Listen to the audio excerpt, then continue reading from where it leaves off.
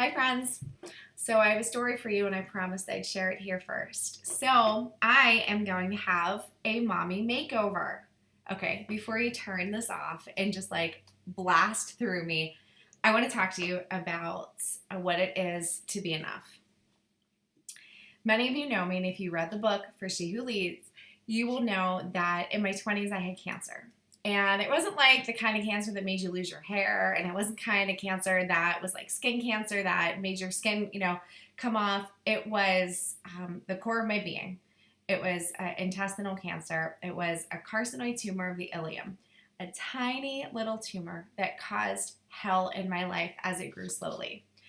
I had been sick and uncomfortable for well over 10 years. Pretty much every time that I ate something, I was immediately sick. And because I had such a problem digesting food, I was always bloated and I always just felt not right. I decided that I wanted to really get in shape after college and start working out. So I got a job at a gym, started working with a trainer, learned how to run, and I wanted to be fit. In my 20s, I should have felt the most confident about my body. But because I had some digestive issues going on, I was always bloated. I never felt right. I never knew how to control it. I was on medication that just wasn't working. And I remember going off the medication and my doctor saying, if you do this, you're probably going to end up with colon cancer. And sure enough, I ended up with some kind of cancer. And it caused for my colon and about 60% of my digestive system to be removed. Now, interestingly enough, it came out from my trunk. It came out on my right side, and I have a massive scar that was long and deep. That took a very long time to heal and was very painful and had a lot of complications. But I also had these spots all over my abdomen from the puncture wounds or from removing lymph glands. And thank God I did not require chemotherapy or radiation therapy.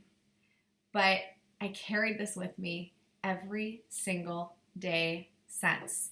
Literally every time I get dressed, I'm aware of the scars. Every time that I work out, I feel the pulls. And I never thought I was allowed to have a feeling about it because I should be so grateful that I got off easy. That's what a lot of people say about my cancer. Specifically, the day I got married, I was very aware of the scars on my body. On my honeymoon, when I was wearing a bathing suit, a bikini, I should have been so proud of walking around in that bikini because I was very fit. But I had those scars. It just wasn't awesome. It led to questions, led to people thinking things and me thinking things and thinking that I wasn't enough or somehow this was my fault. Fast forward to the most amazing blessing in my life, being pregnant. And watching the scar on the side of my body that once made me feel so sad transform and stretch and change as I brought two beautiful, healthy, perfect boys into the world over the next 2 years.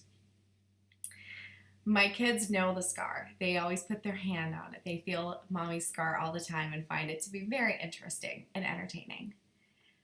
When I decided I wanted to lose the baby weight and get back into shape and work out through running and all the other things, a lot had changed about my body. Ladies, you know what I mean. I did not have the core strength or muscles to support my pelvic floor, and so I worked really hard for about a year to re-strengthen my pelvic floor muscles and to be able to run. And I did it. I got fit, I got strong, I got healthy. And I thought, this is awesome. This is what it's supposed to be. But I had these areas that no amount of working out or losing weight was going to fix.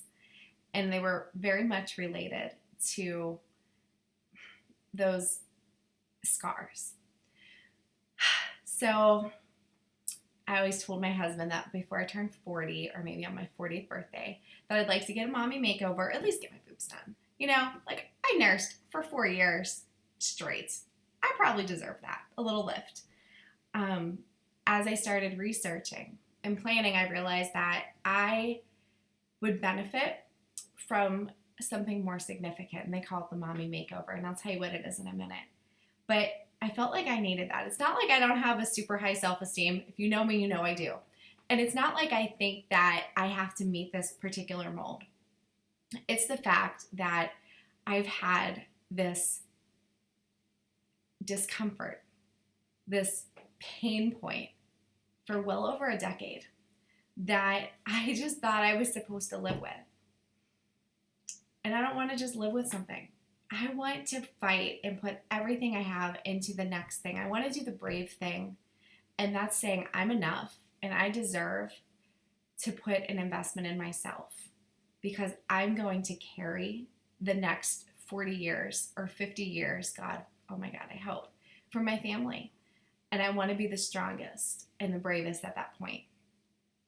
So I was doing my research and thinking about things, and then I got pregnant.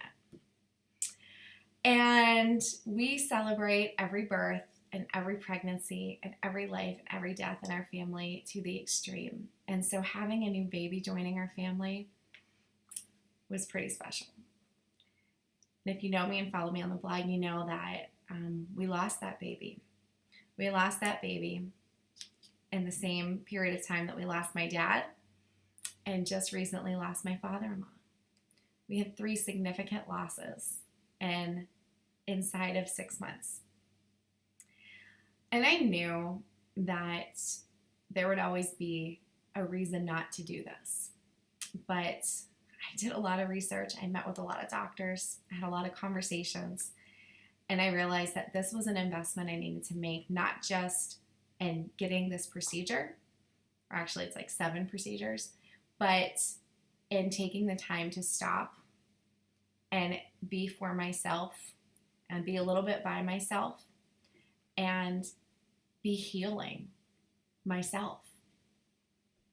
So on Thursday, surgery day is finally here, and I will be having a number of procedures.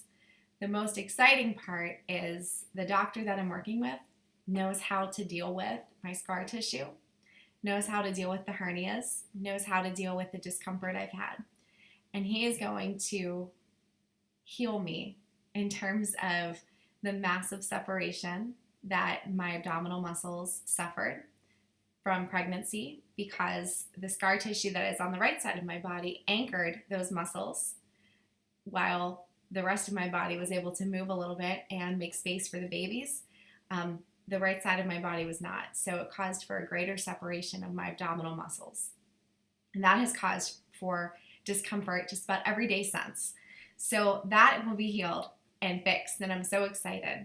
My scar tissue will be reduced. I'll have more movement. My breast will be lifted and reduced and allow me to have even greater ability to work out and be healthy and play with my kids. And yep, I'm getting the liposuction too. Thank you very much. Very excited. But I'm focusing a lot on the fact that I am going to be taken care of. I'm going to take care of myself. I'm going to slow down. And it really, it's not something that I'm ashamed of. And so I wanted to share my story. I will check in post-op. But I wanted to share my story because I think that sometimes as women, we feel like we cannot talk about those deepest desires. And sometimes we don't have permission to do the things that are meaningful or important to us.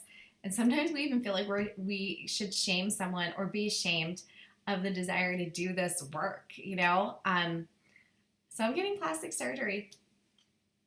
I'm not really ashamed.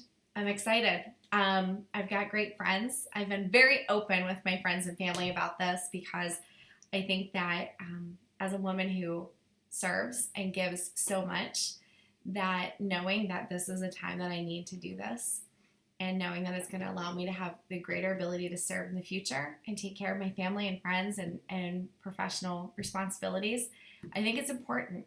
So I'm kind of curious about what you think about that. I'm kind of curious about your perspective. And as I continue on my journey over the next couple of weeks, I'm going to be spending some time with For She Who Grieves. I'm going to spend some time actually allowing grief to be part of the story as well. And I'm going to be writing more of the book. Your stories are always important there too, so feel free to visit the website and either on the forum or in the blog post specifically was Good Grief. There's a link that you can click on and put your thoughts about grief in there as well. Grief for me has been on many levels this year. And one of the ways that I am allowing my body and my soul to grieve and be healed and transform is through making space for this procedure. So journey with me and wish me luck.